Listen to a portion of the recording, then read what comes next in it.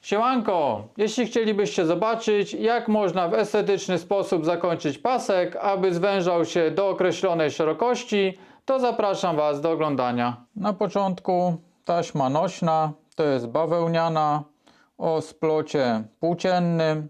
Tak mi się wydaje, że to jest splot płócienny. Zawsze ją kupuję bardziej po wyglądzie. No i na pewno do tego celu bawełniana. Można też użyć takich taśm poliestrowych czy poliamidowych, jak pasy samochodowe albo standardowe taśmy nośne. No ja ogólnie do tego celu nie używam ich, ponieważ to połączenie, które zaraz wykonamy przez środek, takie łączące wycięcie, no nie wzbudza zaufania, jeśli chodzi o te taśmy poliestrowe. Te włókna bardzo szybko się rozplatają, schodzą z siebie, są bardzo śliskie. Więc jak dla mnie, no nie jest to wystarczająco dobre, żeby po prostu używać tego połączenia na tych taśmach. Także to według mnie odpada. Na takich taśmach fajnie to wychodzi, trzyma się to, jest solidne. Także wykonamy to na podstawie taśmy bawełnianej. Tą taśmę będę chciał zwęzić na 20 mm tu na samym początku, tak żeby rozchodziła się pod skosem już na normalną szerokość 40 mm całej taśmy nośnej. Robię to zazwyczaj tak, że wykonuję z Bristolu mały klin. On ma szerokość 26 mm na dole. Jest to więcej niż potrzebujemy, ale to jest dlatego, że ja odrysowując go wyznaczam sobie najpierw linię przeszycia, później dopiero wycinam na 20 mm cały klin i dopiero to przeszywam, łącząc te dwie części. Wyznaczam teraz ten klin, który sobie wcześniej przygotowałem. Odrysowałem klin, więc teraz po tych liniach przeszyjemy pierwszy ścieg. Zmniejszam też długość ściegu na bardziej drobny, coś w okolicach 2–2,5 mm i przeszywam po linii.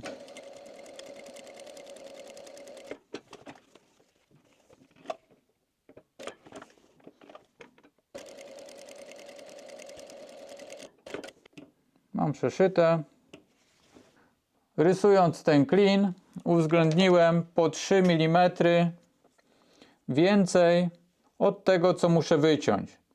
Czyli ogólnie jeśli to ma 40, to musimy wyciąć tutaj 20 mm, ale szef wykonałem jeszcze 3 mm dalej. Czyli muszę po prostu, zachowując te 3 mm, wyciąć teraz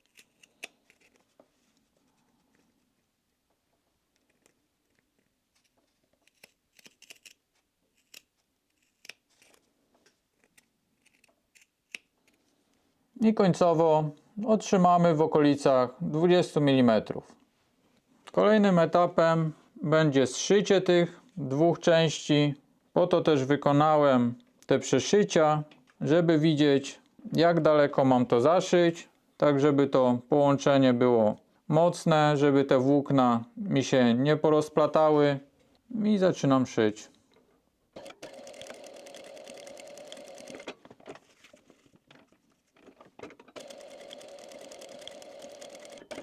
I zygzakiem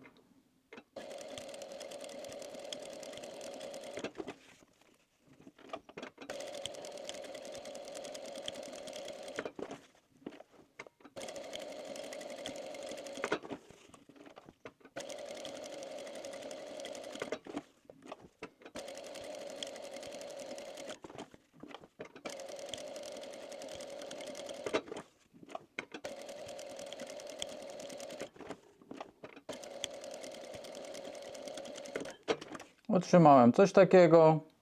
Te linie, które wcześniej przeszyłem, pomagają mi w tym, żebym właśnie to równo zaszył, odpowiednio głęboko. Staram się po prostu, żeby ten zygzak objął te całe przeszycie, które wcześniej wykonaliśmy. Dzięki temu można tą skórkę nawet zrobić dużo węższą. Nie musi być na 2 cm, bo całe to przeszycie ma w okolicach centymetra. Mocno się to trzyma. A za chwilkę jeszcze zrobimy to z pasa samochodowego, gdzie tam w ogóle się to nie trzyma. Dlatego do tego używam takich taśm, jeśli chciałbym, żeby ta końcówka była zwężona. Staram się tutaj coś na oko przeszyć.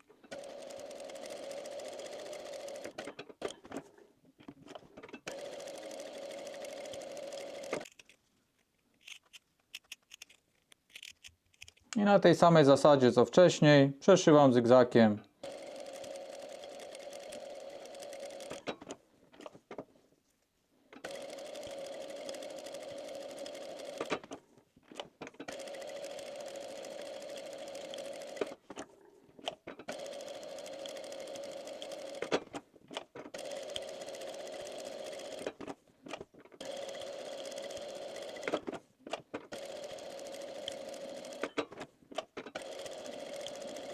Jak widać, to już teraz nie wygląda zbyt dobrze, ponieważ tutaj te włókna się rozchodzą po prostu i dzieje się coś takiego.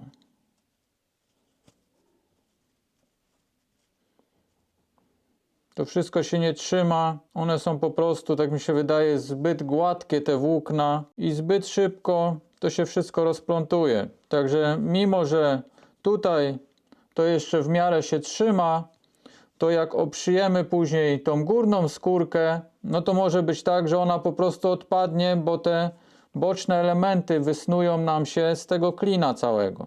Dlatego nie używam do tego celu takich taśm, ponieważ to się po prostu nie sprawdza, no przynajmniej mi, może ktoś ma jakiś sposób na to, ja akurat nie mam, próbowałem różnych przeszyć i na prosto i jeszcze z kolejną taśmą na to, cały czas to się po prostu rozwarstwia tak, no i do niczego się to nie nadaje. Także nie polecam używania do tego takich taśm ze śliskich materiałów, poliestrowych, poliamidowych. Wszystko to się zbyt prosto rozplata, te włókna się wysnuwają, także no, nie wygląda to zbyt pewnie.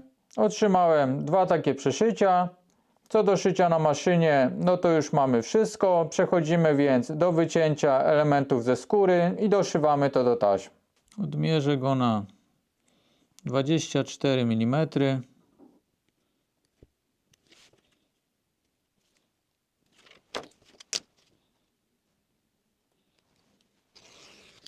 A na długość na 10.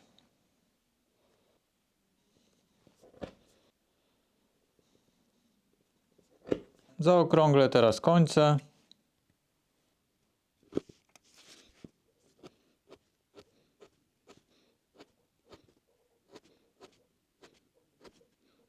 Krawędzie teraz zaoblę pilnikiem.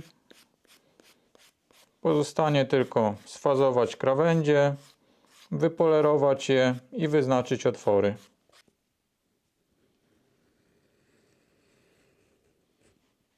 Teraz wypoleruję krawędzie. Krawędzie mam wypolerowane.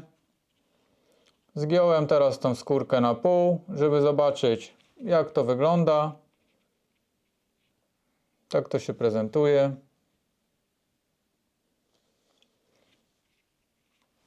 Teraz wymierzę sobie, ile potrzebuję otworów.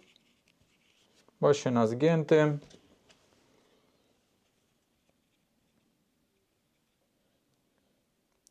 Czyli przeszyję to na około 4 cm od początku. Tutaj jest drobny element, małe łuki, więc przygotuję sobie otwory na podobnym elemencie, tylko z Bristolu. Rozrysowałem coś takiego. Teraz to wytnę, a na wewnętrznej linii wyznaczę otwory radełkiem. No i później to przeniosę na skórę. Wyznaczę teraz 4 cm od początku. Bo tak wcześniej też wymierzyłem.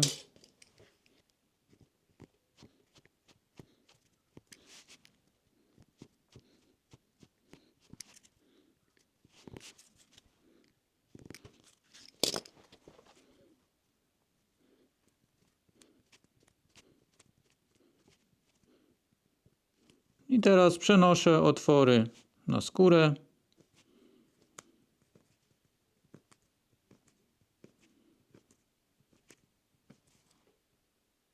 Tak to wygląda.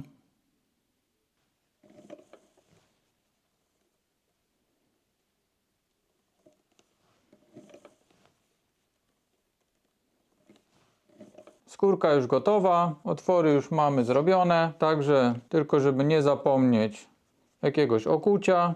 No i zabieramy się za szycie. Staramy się ułożyć tak, żeby symetrycznie ta taśma wychodziła z dwóch stron. Jeśli jest ok, to zaczynamy szycie. Ja zaczynam oczywiście wcześniej, tak żeby zaryglować z jednej i z drugiej strony.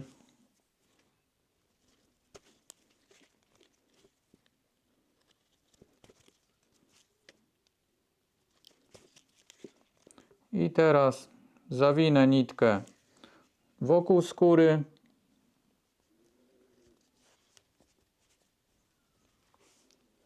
Tak żeby jeszcze zamaskować tą krawędź. Tak jak tu widać. Ładnie D-ring jest tu szczelnie domknięty. Krawędź taśmy, która była ucięta, jest jeszcze zamaskowana.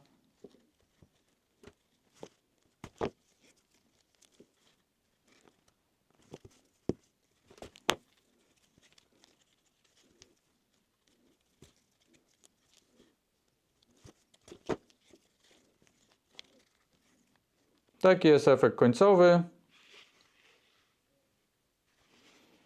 Całość się mocno trzyma. Mamy zeszyte podwójnie. Raz było na łączeniu. Teraz skórka całość jeszcze spina. Pas ładnie się poszerza od ponad 20 mm do 40 mm. No i tak jeszcze kilka słów co do samych pasów, czy to do torebki, czy do jakichś toreb. Musimy zwracać uwagę, jaka końcowa wielkość i ciężar będzie na tym wisiało, jaką mamy skórę. Jeśli skóra jest dość cienka albo dość elastyczna, no to dobrze by było na przykład jeszcze pod spód wszyć kawałek taśmy nośnej, czyli po prostu ją doszyć tutaj, zrobić takie uszko, zamontować już tutaj D-ringa i dopiero na to doszyć szlufkę. Tak, żeby też ten ciężar częściowo spoczywał na tej taśmie nośnej. Możemy też użyć taśmy poliamidowej. Ona jest bardzo stabilna, bardzo wytrzymała, też częściowo nam ustabilizuje. Możemy też użyć taśmy z włókna szklanego. Ona także wzmacnia całość, jest stabilna. Także mamy różne możliwości. Trzeba oceniać, co na dany moment powinno się zrobić. W większości przypadków prawdopodobnie wystarczy nam takie rozwiązanie. Jeśli użyjemy wystarczająco grubej i solidnej skóry, to nie będzie to wymagało jakichś dodatkowych wzmocnień. Natomiast jeśli będziemy robić pas do czegoś ciężkiego albo do jakiejś większej torby, no to trzeba byłoby zastosować pod to jakieś wzmocnienie jeszcze. Na dzisiaj to już wszystko. Jeśli się Wam podobało, zostawcie łapkę, komentarz o zasięgu i trzymajcie się. Cześć!